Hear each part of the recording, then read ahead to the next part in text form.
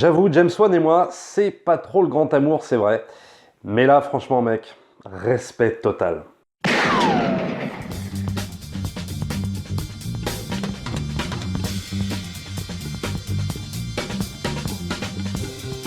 Bonjour à tous et bienvenue dans cette toute nouvelle vidéo où je vais revenir un petit peu sur Aquaman réalisé par James Wan avec Jason Momoa, Amber Heard, William Dafoe et Patrick Wilson. Alors il est de ces blockbusters, c'est vrai, ça arrive, que tu regardes un petit peu, donc tu regardes un petit peu les bandes annonces du coin de l'œil en te disant bon, ça va être le énième blockbuster que je vais voir en fin d'année, le énième film de super-héros, j'y vais carrément, vraiment, hein, à reculons, j'en ai vraiment rien à faire. Mais bon, allez, faut que j'aille le voir quand même. Et puis tu ressors de la salle et puis tu t'es pris deux bonnes claques. Alors non pas que ce soit le meilleur blockbuster depuis 20 ans, mais en termes de films de super-héros, franchement, moi c'est ce que j'ai vu de mieux. Moi je suis désolé, bon c'est vrai que je suis vraiment pas fan des Avengers et tout ça, donc j'ai pas grand chose à me mettre sous la dent, hein. Et j'avoue que là, on est revenu moi à ce que j'aime dans le film de super-héros, c'est-à-dire quelque chose de une véritable aventure et surtout un personnage où on t'en apprend beaucoup, prise au sérieux, avec un ton où on prend les choses au sérieux. Et c'est tellement rare dans les films de super-héros maintenant de prendre les choses au sérieux. On l'a vu dernièrement avec Venom, où absolument rien n'est pris au sérieux. Tout est une pantalonnade, tout n'est que blague, toutes les 5 minutes, punchline qui désamorce des situations dramatiques et tout ça. Là, c'est tout l'inverse. Et ça, on rentre dans le vif tout de suite, c'est-à-dire que James Wan, par sa scène d'introduction, c'est-à-dire cette espèce de flashback tout de suite, où il nous inclut en fait la rencontre de la reine de l'Atlantide avec le garde-côte terrien, et ils vont mettre au monde justement Aquaman. Bah, tout de suite, on nous plante dans l'ambiance parce que c'est une scène remplie d'émotions, je vous en dis pas plus. Et c'est une scène qui va nous donner le ton du film, c'est-à-dire en même temps qui va être assez drôle parfois, mais tout en restant très très sérieux et en construisant une mythologie de personnage. Et ça, dès la scène d'introduction, tu le sens. Et franchement, moi j'ai été bluffé, hein. Je me dis, si tout le film est comme ça va être génial. Et pour moi, tout le film est comme ça. Voilà, tout le film est à l'image de cette scène d'introduction. Alors, deux choses sur cette critique. Il n'y aura pas de spoiler, c'est clair, parce que j'ai vraiment pas envie de spoiler. J'ai vraiment envie que vous alliez voir ce film vierge de tout ressort scénaristique et tout ça. Et deuxième chose, je ne me base absolument pas sur les comics que je n'ai pas lus, que maintenant j'ai du coup très envie de lire. J'ai vraiment envie de m'intéresser à ce personnage, alors qu'à l'époque j'en avais rien à faire, mais vraiment, même quand je voyais Justice League, je me disais bon, Aquaman, ouais, enfin, c'est un personnage que je comprenais pas vraiment, quoi. Et en fait, en voyant ce film, bah, j'ai limite vraiment envie de m'intéresser aux comics. Et donc ce ne sera pas basé sur les comics que je n'ai pas lus, hein. Je me fie vraiment au film. Donc je vous ai parlé de cette scène d'introduction, mais des scènes comme ça, il y en a plein dans le film. C'est un film qui va être en même temps donc totalement dans l'action super décomplexée avec une super mise en scène là pour le coup. Là James Wan il s'est complètement lâché, il y a deux trois scènes au début dans ce que j'appellerais des scènes d'exposition, c'est-à-dire des scènes où on introduit le personnage, on introduit l'univers du personnage, où James Wan en termes de mise en scène il se lâche mais vraiment. Dans une deuxième partie, la mise en scène sera peut-être plus inspirée de Snyder et des frères Wachowski, notamment sur Matrix, hein, mais c'est des scènes qu'on voit un petit peu, je crois, dans la bande-annonce. Et là, on sent vraiment que James Wan adore les frères Wachowski et tout ça, et qui reste dans la ligne éditoriale sur de la mise en scène, entre guillemets, bah, que Snyder a instauré un petit peu sur Man of Steel. C'est en fait la continuité du DC Universe. Donc il faut bien qu'il garde un petit peu cette espèce de mise en scène à la Snyder. Vous comprendrez quand vous verrez le film. Alors Aquaman évidemment n'est pas le film parfait, hein. Je vous dirai en fin de vidéo les 2-3 petits reproches que je ferai, mais vraiment il y a une volonté là de la part du réalisateur il croit vraiment à ce qu'il fait, le mec. C'est-à-dire que quand il nous montre tout l'écosystème de l'Atlantide et tout ça, comment ça fonctionne, et le visuel surtout, le rendu. Alors oui, il y a peut-être trop de CGI, ça c'est vrai, mais alors quelle claque visuelle, quoi. C'est un bonheur pour les yeux. Moi, à certains moments, ça m'a même limite un peu rappelé Avatar. Et puis alors surtout, on sent que James Wan aime cet univers, il aime ce personnage. Il y a vraiment un amour du personnage qu'on sent quand on voit tout le film.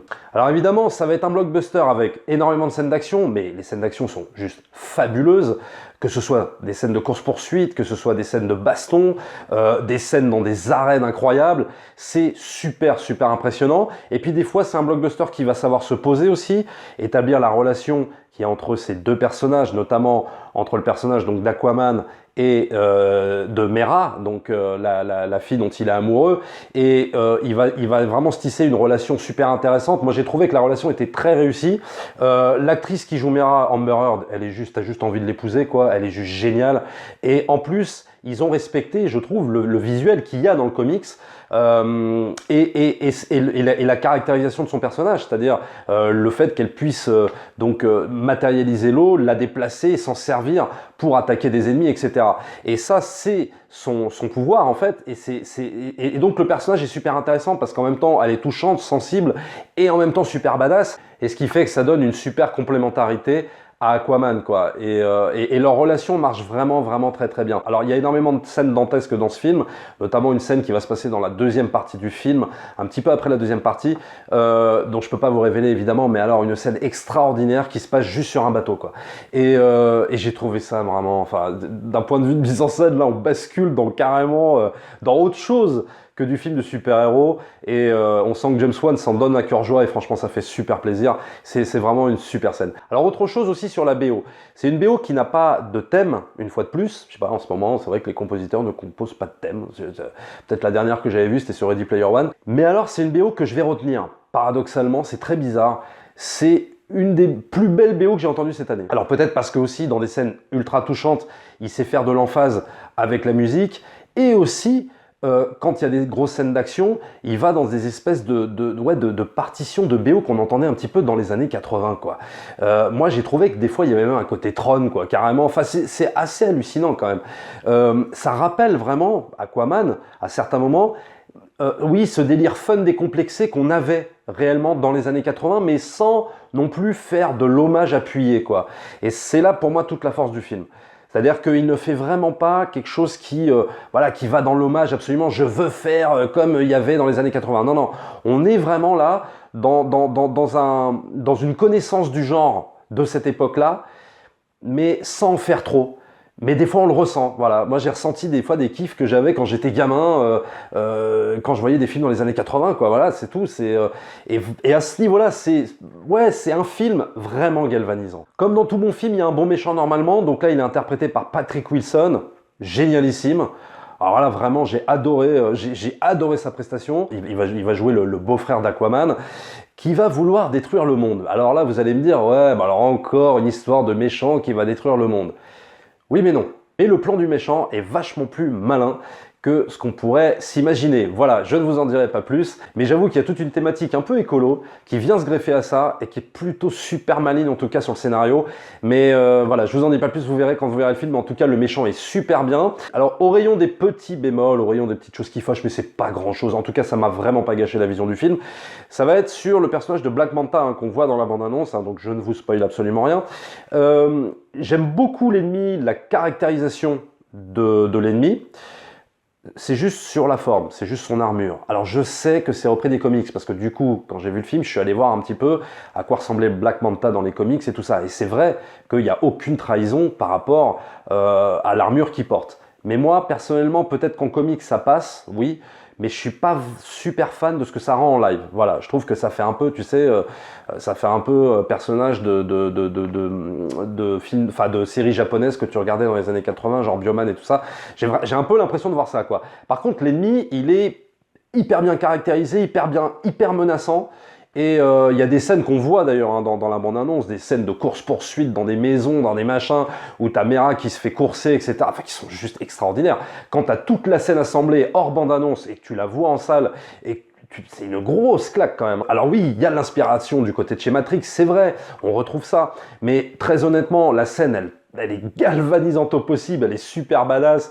Le personnage de Mera est encore mieux exploité qu'au début. Non, c'est vraiment une super scène. Mais il y a juste, voilà, cette petit côté armure que je suis vraiment pas fan. Et deuxième petit bémol, c'est dans la résolution de l'intrigue. Je ne vous révèle toujours rien, mais c'est vrai que ça m'a un petit peu ennuyé parce que j'ai trouvé que la résolution de l'intrigue était peut-être trop rapide. Voilà, les choses vont un peu rapidement, à mon sens. Ils auraient dû peut-être, à la limite, couper quelques scènes avant, peut-être moins insister sur certaines choses, et à mon sens, beaucoup plus insister sur comment va se dénouer toute cette intrigue. Voilà, avec certains intervenants et tout ça. Je vous en dis pas plus. Je trouvais ça trop rapide à mon goût. Alors oui, après c'est vrai, il y a énormément de CGI. On en utilise énormément. Mais à la finale, moi je trouve ça assez justifié par rapport au monde, si tu veux, de l'Atlantide qui doit vraiment nous montrer. Parce que on nous montre absolument quasiment toutes les espèces. C'est-à-dire que ce qui est génial, c'est qu'on prend toute l'iconographie sous-marine, en fait, avec plein de, tu sais, avec toutes les créatures, entre guillemets, qu'on peut voir dans un fond sous-marin, mais il va t'en faire des créatures mythologiques. En fait, ce qui est vraiment génial, c'est qu'on va vraiment avoir là tout un monde, à lui tout seul.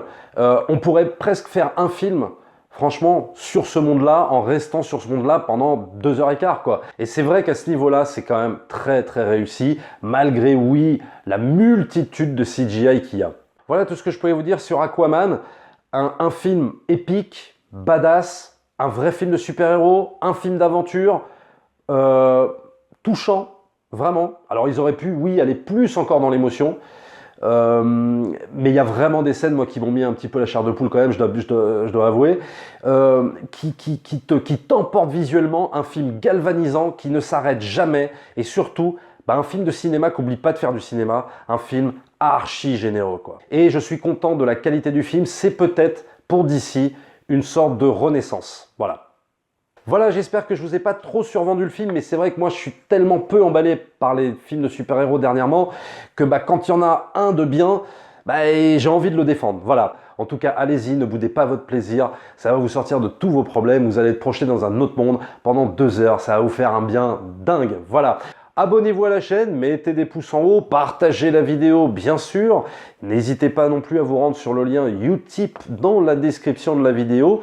Ça fait toujours un petit coup de pouce à la chaîne et en plus c'est totalement gratuit. Nous, on se retrouve très très vite pour une prochaine vidéo. Ciao!